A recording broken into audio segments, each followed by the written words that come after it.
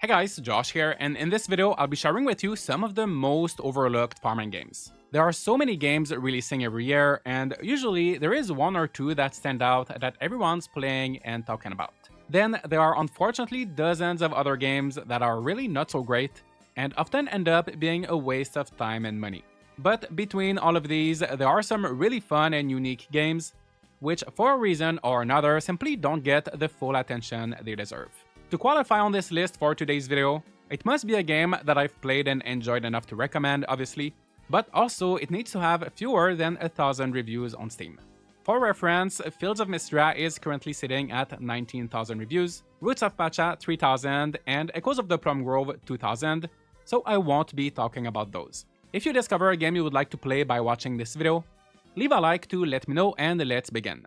The first overlooked, underrated, hidden gem I'd like to tell you about is Serin Fate. This game released in 2021 has 441 reviews on Steam, and they're mostly positive. Mostly positive on Steam is not always a great sign, as it means that 20 to 29% of the reviews are negative, but I think the main reason for that here is not because Serin Fate is a bad game, but because it is appealing to a very particular audience.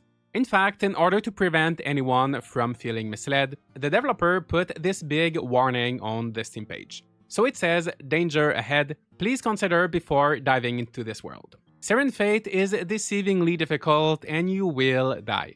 Serin Fate is not a peaceful, relaxing collection game at its core. Reading text is crucial and tutorials are few and limited. A hefty grind is required to become stronger, and it is not developed by a team. I offer my best. If I had to describe it in one sentence, I know this is a bit overused, but I would say that Serin Fate is like the Dark Souls of farming sims. If that sounds interesting to you, then this game has such a unique experience to offer. Of course, you have a part that is farming, crafting, cooking, and that comes with a few twists, like for example, you can learn spells to summon magical axes or pickaxes that will gather resources for you. Another part of the game is creature collecting, with 50 different chimeras to find around the world and tame. The quest and story will bring you from one region to the next.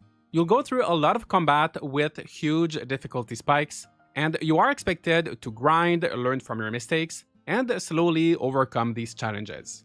Serin Fate feels like an old-school RPG in so many ways, and one thing I absolutely love is the freedom you get when building your character. You can choose your race and element, each one providing you with unique perks. Then a starting interest, for example if you pick gardening, you get a magic watering can that waters automatically as you walk near crops. And you also choose what stats to increase after each level, so it's not automatic, and you get to pick skills from this big talent tree. So there is a good sense of freedom, and the game can feel different depending on how you build your character. But like the warning from earlier said, tutorials are few and limited. There is a wiki and there are some guides on Steam which can be useful if you want to feel more prepared, but at its core, it is a game that does not hold your hand and wants you to discover things on your own. I have to be in the right mood to play Serin Fate. It's not a game that I can just boot up and play mindlessly. But if you are ready to take the time to learn, you want a farming RPG that doesn't necessarily have the cozy factor, then this could be a good one for you. It reminds me of Kinseed in some ways, which is another excellent game. Even though the actual mechanics are completely different, the essence and the vibes are similar. They're both darker RPGs with some life sim elements, and if you like one of them, I think there's a chance you might like the other. Now, if you'd like something more cheerful, lighthearted, then it could be worth taking a look at a little-known game called Little Known Galaxy. This one released in 2024 and is currently sitting at 617 reviews, with a very positive rating. Instead of living on your typical countryside farm, here you join the crew of the Space Alliance and spend most of your time on board this huge spaceship. The spaceship is divided into multiple floors, the top one being the captain's deck with your house and a lot of space to customize with gardens, machines, similar to what you would have in most farming games. But take the elevator to the lower floors and you'll find the living quarters with characters to befriend and romance, shops to purchase new seeds and equipment, or the engine room that you will have to stock up with fuel in order to explore the galaxy. While a lot of things are happening on the ship, you will also have the chance to get off on these different planets, where you will progress the story, find new crew members, and gather materials. These planets are the equivalent of your typical mines. You shoot enemies with your little laser gun and use your shovel to dig up resources, find the next floor, keep going, and eventually you move on to the next planet. You will feel at home if you have played any other farming sim, but it manages to keep things different enough that you're not feeling like you're playing another Stardew Valley clone. On a similar note, there is no actual fishing mechanic, but instead, while you're on the spaceship, you can find and identify microbes through this timing minigame. It feels like fishing, but it's not quite that, and the same idea applies throughout the entire game, where you will see a great balance between novelty and familiarity. One thing to note with Little Known Galaxy is that it is slow-paced. The movement speed first is a bit too slow for my liking, even after unlocking the hoverboard, but progression in general takes time, and whether you're building something new or upgrading your tools, you will have to put in the work. It can be grindy, but in the end, it is very rewarding. I know it won't be for everyone, but for me, I quite enjoy it, and I like everything in this game except for the movement speed.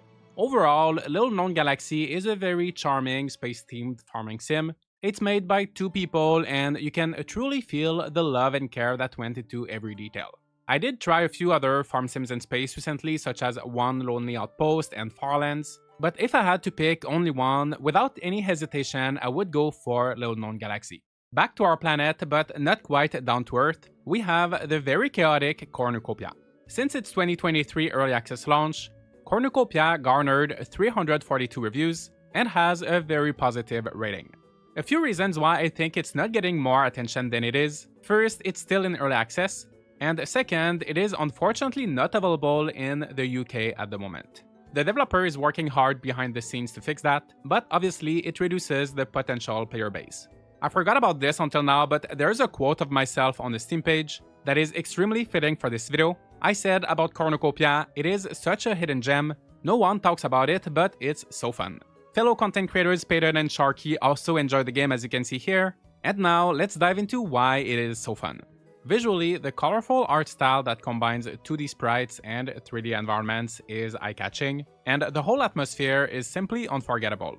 To give you a little taste, your adventure begins as this eccentric miner with pink hair finds you deep inside a cave, and you're stuck in this giant block of ice. They get you out of there, you're being given a farm, you quickly meet a bunch of quirky characters, and let's just say it doesn't take itself too seriously when it comes to the story. It is a funny game. As for the gameplay, there is so much content. I don't know where to start, but you will find 34 romanceable characters, tons of different animals with unique traits, so many crops, hundreds and hundreds of items to collect, and tons of minigames. Minigames are a really big thing here in Cornucopia, from scratch cards that give you unique prizes and perks, to festivals, races, arcades. There are so many activities that you can partake in, and they're all fun and different. There is of course also farming, mining, fishing, lots of quests to work on, and it's truly the kind of game where you never run out of things to do. I will admit, the sheer quantity of stuff can feel overwhelming at first. It won't be for everyone for this reason, but similarly to Serin Fate, if you put in the time to overcome that initial confusion, it is so much fun. As hectic as it can get, in the end, it is still a relaxing game. You can change the length of a day to your preference. In fact, you don't even have to worry about going to bed at night, and you can really do things at your own pace without any pressure. So at first glance, it seems like a lot, it is chaotic, but it's not necessarily a difficult game.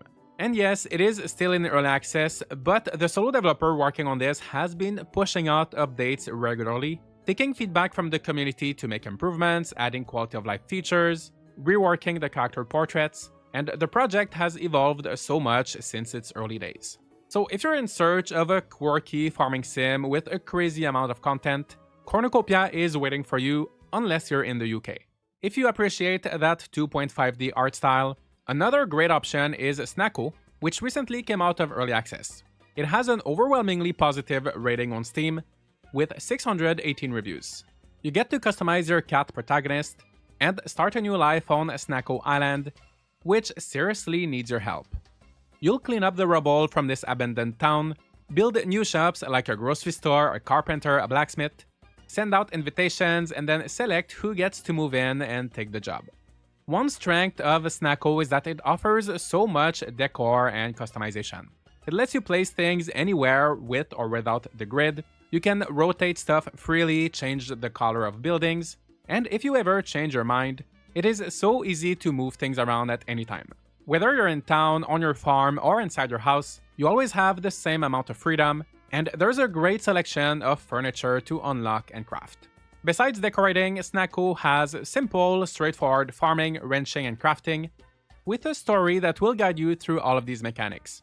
The main quest will also send you to various biomes where you'll gather resources, investigate, and donate items to these obelisks before moving on to the next area.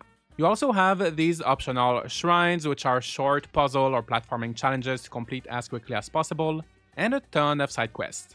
Trust me, when I say there is a ton of side quests, it is really a ton, which can be somewhat overwhelming, but all of the rewards are so worth it, as quests are how you unlock most of the recipes and features in this game. Another highlight of this game for me is how you upgrade stuff. Instead of the usual upgrading tools from copper to silver to gold, you get to apply gems to your tools and they all give different effects. One gem could reduce stamina consumption, another one could give you money each time you use that tool, and you can really experiment to find what works best for you. There is also this cart that you can upgrade and find attachments for so you can drill, fly, and it is just so much fun to play around with. My only complaints with Snacko would be that as much as I found the story interesting in the first hour or so, I personally didn't feel too invested in the narrative after that. I also encountered a few minor bugs here and there, so small that I can't remember most of them, but one I had was during cooking. Usually you're supposed to see the items that you put on the stove, but I've had times when they wouldn't show, and I had to go in and out of the building to fix it. The small team of 2 working on this game is still active with releasing patches and listening to the players, so it's not something that worries me for the future or that's stopping me from playing in any way, but that is my experience so far.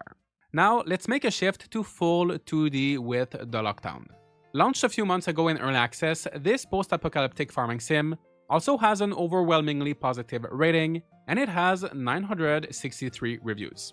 You play as this girl moving back to her hometown where things are not quite like they used to. There isn't many people left, resources are scarce, but you are being given a farm, like in any good farming sim, and you will help with revitalizing the town. Since everything takes place in this 2D side-scroller perspective, many of the mechanics are reimagined.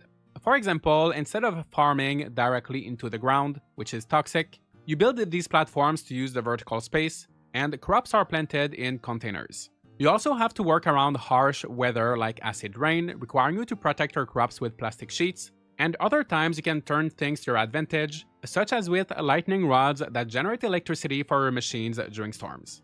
These are just a few examples of how the farming mechanics interact with the weather of this post-apocalyptic world in order to offer a different experience. There is also a Metroidvania side to Doloc Town with light platforming, combat, and new areas to explore as you complete quests and acquire new abilities. This combination of genres reminds me of Magical Delicacy if you've played that, but I found Doloc Town to be more fulfilling. The current early access version offers about 20 hours of content.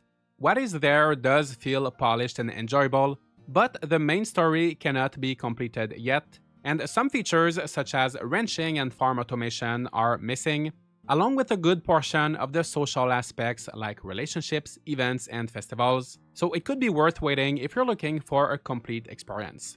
If you'd like to learn more about Doloc Town, I have a review on my channel that you can watch, but to summarize, it is a very refreshing take on the farming sim genre, and I'm looking forward to seeing how it evolves as it makes its way towards full release.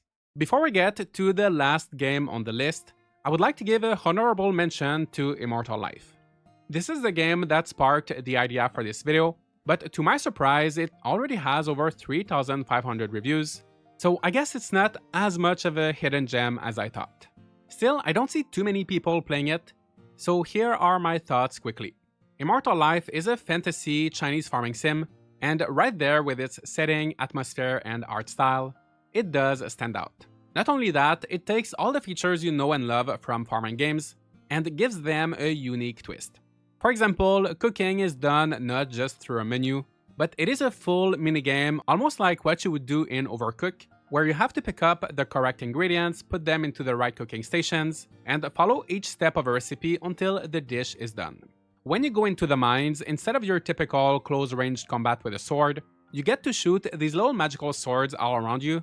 You run to dodge the enemies, and it almost feels like a shoot-'em-up game. When it comes to farming, it is the familiar formula for the most part, spiced up with a few magic spells such as this rainy cloud, and later you have some giant crops that can be grown through some puzzling mechanics. That brings me to my only complaint with Immortal Life, which is around the 80-hour mark you need to get these giant crops that can be tedious to grow, along with a few other things, and I ended up dropping the game when I was so close to finishing it, because the grind just became a bit too much. I still enjoyed the time spent with it though, so there's no regret there, and it is such a fun farming game.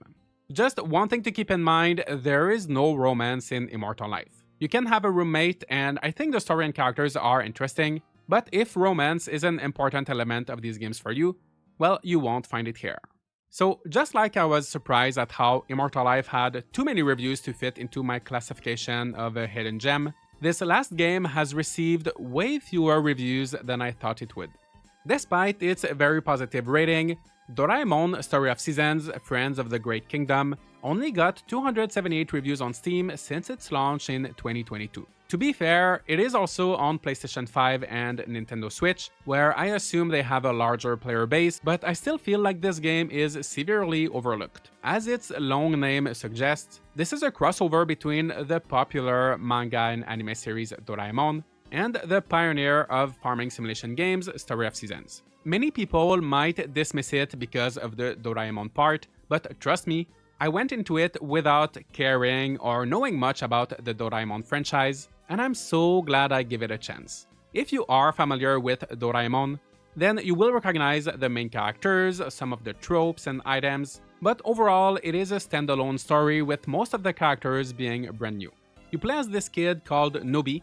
You end up in this fantasy world by accident, and a big difference from the mainline Story of Seasons games is that the story here plays an important part. There are lots of cutscenes and dialogue, so you have to be prepared for that, but it is a well-written, fun, light-hearted narrative that gives meaning to whatever you're doing. Visually, it is impressive with its watercolor-inspired style, and it makes you feel like you're inside a storybook. In terms of gameplay, most of it is fairly standard, but here are a few features that make it special. You can have one of your NPC friends follow you around, and they will help with whatever you're doing so they can water the crops, fish, mine, making it so the usually tedious tasks can be accomplished faster, and for once it doesn't feel like you're the only one doing everything. Relationships overall are very important in this game, as friendship levels are required in order to progress not only the main story, but also side stories where you get to learn about everybody. It is one of these games where you are really incentivized to chat with people and gift them regularly. You also constantly unlock new features, activities, and useful tools as you progress, so when you think you've seen everything, it surprises you with something new, like the ability to go underwater, or to turn into a human locomotive to run extremely fast. There are tons of upgrades and things to get for your farm, furniture to decorate with, and quality of life features such as the ability to move fields and trees around without having to replant them. I'm trying to keep it short, but it is really one of the best Story of Seasons games. It's just that it has Doraemon characters. Similarly to Immortal Life, one small caveat that comes with this game is that since you play as a kid, there is no romance. That being said, you live with your friends that help you out every day. You can have dinner together to regain energy. There's a really fun dynamic between the characters, and I would much rather live with a friend that actually does stuff than with a spouse who just mindlessly stands in the living room all day long. Now, be careful because I'm talking here about Doraemon Story of Seasons Friends of the Great Kingdom, which is the second game in this crossover series, the first one being simply Doraemon Story of Seasons. The first one is good too, but the pacing is very slow, grindy, progression can be unclear without a guide, and there's not as much content and quality of life features as in the second one. It's still a lot of fun. I have a video comparing both, but you can tell the developers listened to the feedback and improved everything in the second one. Alright, I did not think I was going to put a Story of Seasons game in a video about overlooked farming sims, but here we are. These were some of the best, overlooked, underrated, hidden gems farming sims in my opinion. But if you have different ones, please share them in the comments. If you're new here, I make videos about farming games, lists just like this one, reviews. Sometimes I like to play the bad games so you don't have to. And I stream a few times a week, so feel free to subscribe if you want more content like that, and I'll see you all in the next video.